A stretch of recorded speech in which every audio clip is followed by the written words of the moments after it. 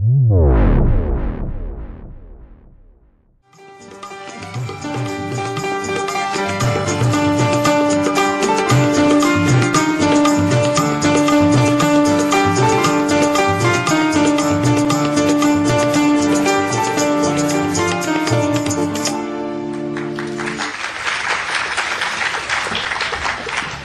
संगीत ऐकलं की आठवतो एक चेहरा, देखणा चेहरा, मिश्किल हास्य, चेहऱ्यावर कमालीचा आत्मविश्वास, केसांचा केलेला कोंबडा, हात झुलवत तिरकं तिरकं चालणं आणि मान डोलवत संवाद साधणं.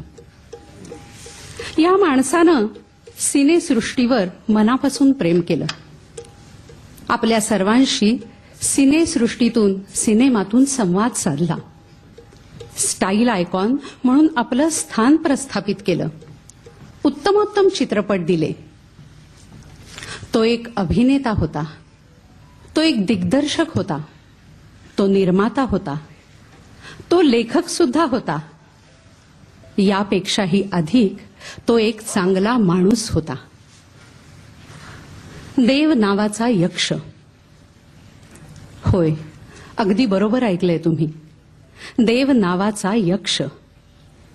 यक्ष हे अजरामर असतात.